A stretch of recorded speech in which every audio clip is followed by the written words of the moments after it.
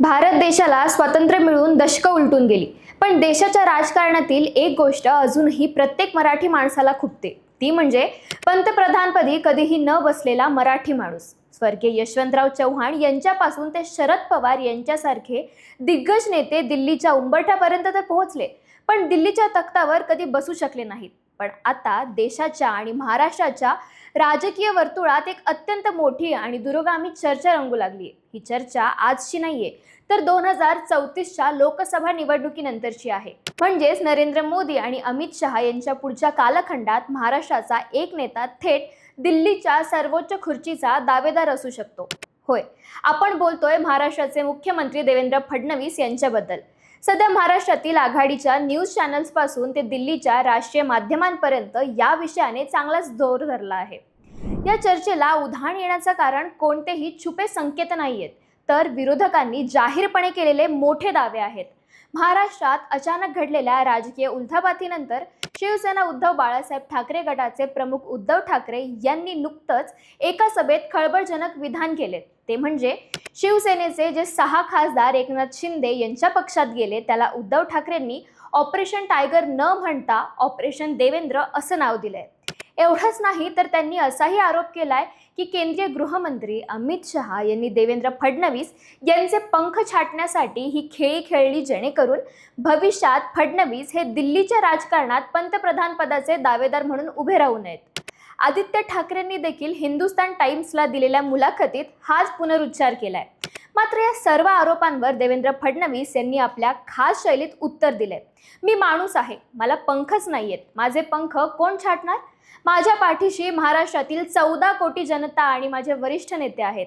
पण विरोधकांच्या या आरोपांना बाजूला ठेवून जर आपण प्रत्यक्ष वस्तुस्थिती पाहिली, तर महाराष्ट्राच्या राजकारणात देवेंद्र फडणवीस यांची मास्टरमाइंड प्रतिमा कशी तयार झाली हे समजून घ्यावं लागेल. राजकारणातला सर्वात मोठा कॅलिबर किंवा क्षमता ही संकटात आणि रणनीतीत दिसते.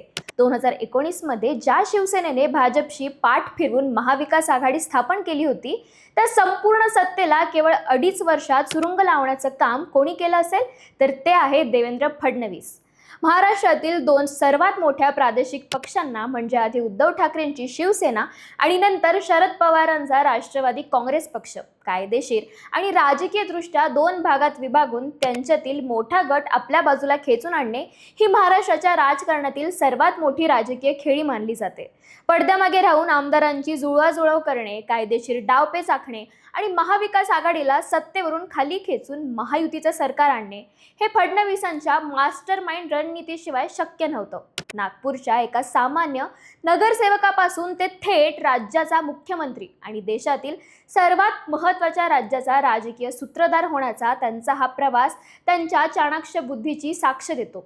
ते राष्ट्रीय स्वयंसेवक संघाच्या तालमीत तयार झालेले अत्यंत निष्ठावान आणि शिस्तबद्ध नेते आहेत.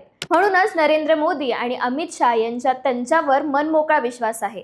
पंतप्रधान होण्यासाठी केवळ राजकीय चतुरता असून चालत नाही, तर प्रशासकीय क्षमता आणि देश चालवण्यासाठी दूरदृष्टी असावी लागते. देवेंद्र फडणवीस यांनी महाराष्ट्राचे मुख्यमंत्री म्हणून घेतलेले निर्णय आणि सुरू केलेल्या योजना आज देशासाठी रोल मॉडेल ठरत आहेत. त्यापैकी जलयुक्त शिवार अभियान 2015 मध्ये त्यांनी सुरू केलेली जलयुक्त शिवार ही योजना देशातील जलसंधारणाची सर्वात मोठी चळवळ बनली. महाराष्ट्रातील हजारो गावे यामुळे दुष्काळमुक्त झाली.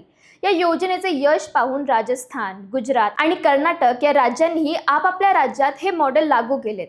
एका मुख्यमंत्र्याची ही योजना थेट राष्ट्रीय पातळीवर मार्गदर्शक ठरली आहे. दुसरी गोष्ट म्हणजे इन्फ्रास्ट्रक्चरचा. बादशाह मुंबई नागपूर समृद्धी महामार्ग, मुंबई मेट्रोचे जाळे आणि नवी मुंबई विमानतळ यांसारखे मेगा प्रोजेक्ट्स वेळेत पूर्ण करून त्यांनी दाखवून दिले की मोठ्या पायाभूत सुविधा कशा उभ्या केल्या जातात.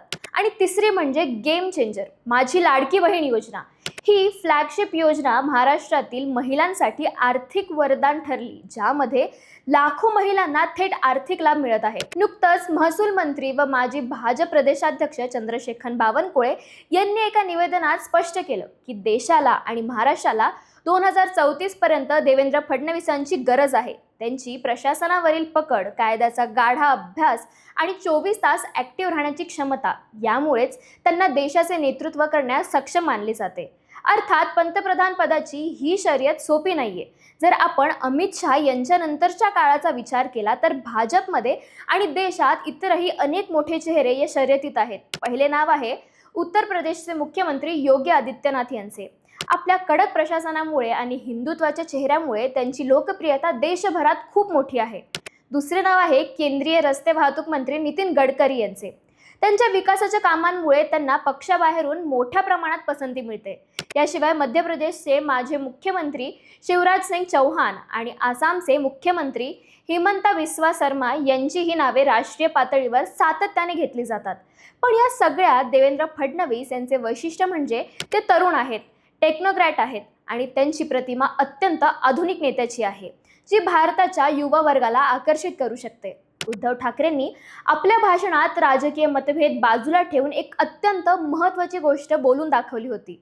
ते म्हणाले होते, जर कोणताही मराठी माणूस दिल्लीच्या तख्तावर बसणार असेल तर आम्ही त्याचे स्वागतच करू. आज राजकारणात काहीही अशक्य नाहीये.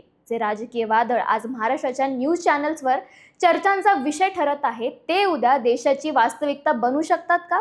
2034 नंतर अमित शहा यांच्यानंतर भाजपची धुरा आणि देशाचे नेतृत्व एका मराठी माणसाच्या म्हणजेच देवेंद्र फडणवीस यांच्या हाती जाणार का, हे पाहणे अत्यंत उत्सुकतेचे ठरणार आहे.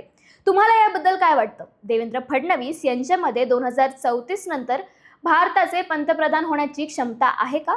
तुमचं मत कमेंटमध्ये आम्हाला नक्की सांगा.